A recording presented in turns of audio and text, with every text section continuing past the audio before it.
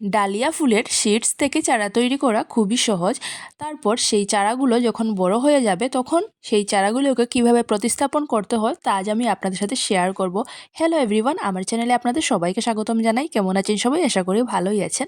প্রায় 1 মাস আগে আমি মিশো থেকে ফ্লাওয়ার সিডস এনেছিলাম। তারপর সেই সিডসগুলোকে কিন্তু আমি এই দুটি টবের মধ্যে বসিয়ে দিয়েছিলাম। আর দেখুন কি সুন্দর চারাগুলো তৈরি হয়ে গেছে। চারাগুলো কিন্তু অনেকটা বড় বড় হয়ে গেছে।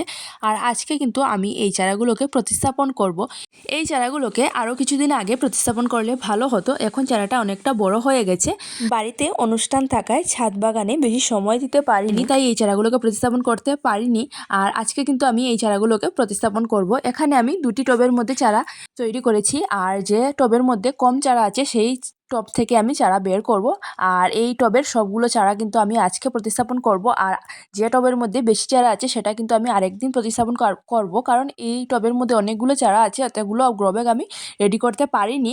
তো এই দেখুন, আমি এই চারাগুলোকে তোলার জন্য কিন্তু দিয়েছি জল, যাতে মাটিটা ভিজে যায়। তারপর আমি শিকড় থেকে মাটিটা সরে যাবে, তারপর আমি এই চারাগুলোকে বের করতে পারবো। তো এই দেখুন, জল দেওয়ার কিছুক্ষণ পর যখন মাটিটা নরম হয়ে গেছে, তারপর আমি সবগুলো চারা এইভাবে এক এক করে তুলে নেব। আর এই দেখুন, খুব সুন্দর কিন্তু শিকড় সহ এই চারাগুলো বের হয়ে যাচ্ছে।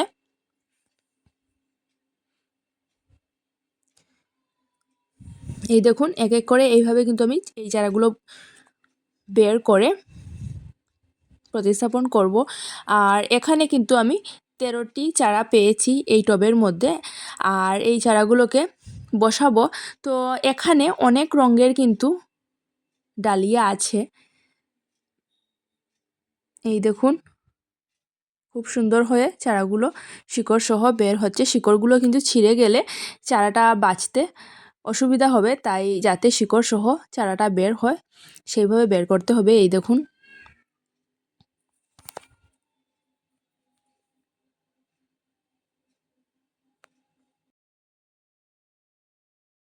তো এক এক করে সবগুলো চারা কিন্তু আমি বের করে নিয়েছি। আর এখানে কিন্তু 13টি চারা আছে।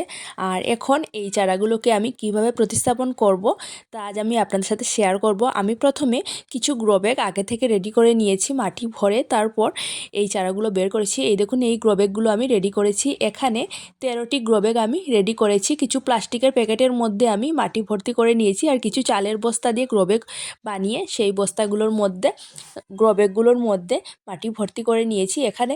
আর মাটি রেডি করার সময় আমি শুধুমাত্র গোবর সার দিয়েছি আর কিছু দিয়েছি বালি।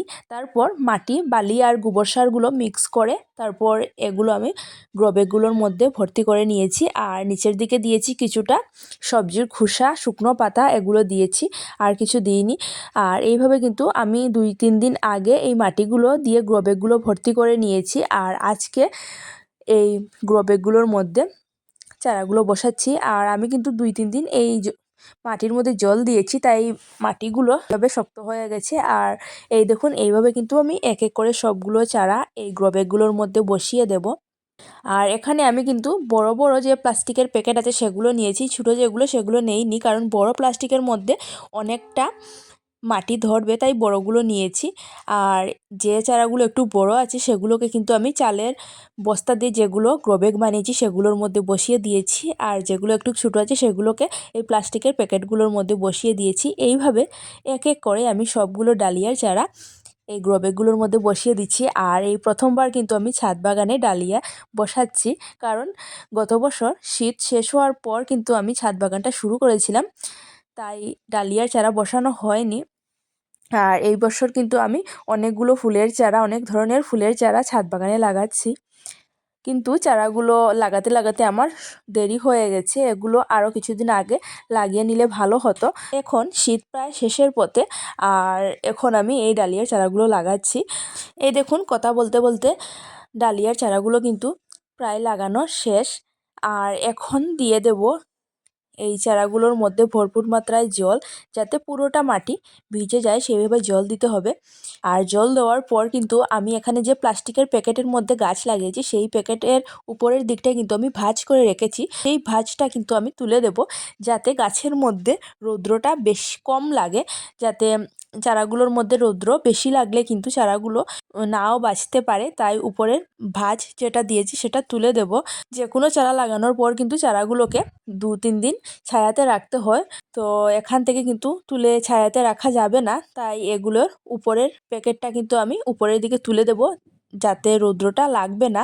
তো এই দেখুন আমার লাগানো শেষ। তো আজকের মতো আমার ভিডিওটা এখানেই থাক, আগামীকাল নিয়ে আসবো নতুন একটি ভিডিও। আর আজকের আমার এই ভিডিওটা যদি আপনাদের ভালো লাগে তাহলে আমার পাশে থাকবেন আর আমার চ্যানেলটি সাবস্ক্রাইব করবেন। Happy gardening.